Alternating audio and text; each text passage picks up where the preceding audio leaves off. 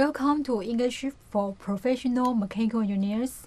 My name is Yiji. I'm so happy to have this chance to speak to you about the final topic in this unit, Tip Mother Nature. This unit is sustainable technology. It started with a definition of energy. 5 forms of energy were illustrated. Then, energy can change into different forms. It is called energy conversion. However, no matter how the energy is converted into different forms, the total amount of energy is conservative. It is called the law of conservation of energy. Based on the energy point of view, we try to answer the question of how the people should live to have a sustainable life. It is important to remember that circular thinking is needed. In addition, we cannot sustain our life by going to a tiled beach, climbing mountain full of advertisements, or eating absolutely healthy meal pills. People are the most dominant species on this planet, but still have to obey the rhythms of nature to sustain our life meaningful. The next topic is sustainable technology. We mentioned the core of engineer is to apply technology. Like that, engineers should realize the problem to figure out what resource should be applied based on resources and the environmental impacts. Usually, smaller scale, smaller impact. More complex, bigger impact. In addition, a sustainable technology should be bottom-up. It means the fundamental component is terminal technology users, and they should be capable of maintaining the technology locally, economically, and technically. Finally, in the previous section, we shared the concept of sustainable development. Sustainable development is development that meets the needs of the present without compromising the ability of future generations to meet their own needs. The concept of needs, in particular the essential needs of the world's poor, to which overriding priority should be given, and the idea of limitations imposed by the state of technology and social organization on the environment's ability to meet present and future needs. Meanwhile, this section mentioned sustainability is also a moral issue. Take Tuvalu and Kiribati as examples. We asked if it's fair to let poor countries suffer while rich countries indulge themselves in wealth accumulation. Now, we are going to introduce a new economic policy, Tip Mother Nature. Why should I tip Mother Nature? I don't think nature has ever served me. What I eat is from the restaurants. What I wear is from the factories. The house I live is from the constructors. Even the public transportation has nothing to do with nature. Why should I tip Mother Nature? Really? Okay, let's look at it from other perspectives.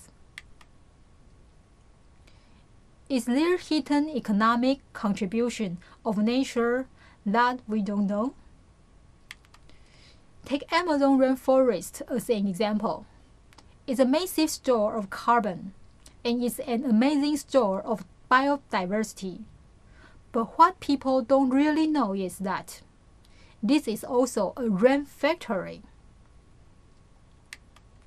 Because of the northeastern trade winds, they go over the Amazons and effectively gather the water vapor. Something like 20 billion tons per day of water vapor is sucked up by the northeastern trade winds and eventually precipitates in the form of rain. This rainfall cycle, this rainfall factory, effectively feeds an agriculture economy worth US $240 billion in Latin America. But the question is, okay, so how much do Latin America countries like Argentina, Peru, and Brazil pay for the vital input to the economy? And the answer is exactly zero. That's the economic invisible of nature. Today, the depletion of ocean fisheries is so significant that it is affecting the ability of the poor, traditional fisher folks to feed their family. Something like 1 billion people depending on the quality of fish in the oceans for their main source of animal protein. And at this rate, which we are losing fish, it is human problem of enormous dimensions, a health problem of a kind we haven't seen before. Next, missing bees. It's been estimated that insect-based pollination is something like $190 billion worth. That's something like 8% of the total agriculture output globally. But when does a bee ever give you an invoice? Deforestation. In China, in 1997, the Yellow River went dry for 9 months, causing severe loss of agricultural output and pain and loss to society. However, just a year later, the Yangtze River flooded, causing something like 5,500 deaths. So clearly, there is a problem with deforestation. It's associated largely with the construction industry. If we had account for this cost, the cost of topsoil loss, the cost of losing the waterways, the lost productivity, the loss to local communities as a result of all these factors, desertification, and so on. Those costs are almost twice as much as the market price of timber. So, in fact, the price of timber in the Beijing market ought to have been 3 times what it was had. It reflected the true pain and the costs to those society within China.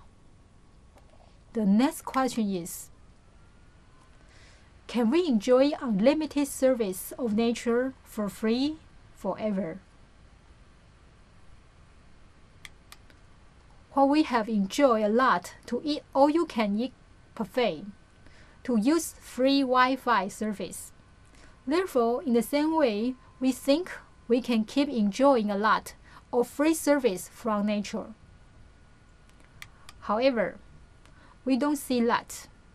What we pay the least will cost the most.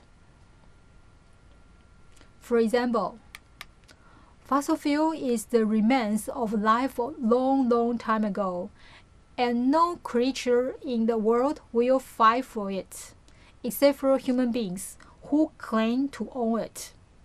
Therefore, people just take it without a second thought. People grab a land without a second thought, because monkeys won't fight against human beings over it. It's people who claim to have the land. People want a chunk, and they just take it without a second thought. because red cypress will not refuse. So people claim we are the owner and take it for granted. People want energy, and they just create carbon dioxide without a second thought.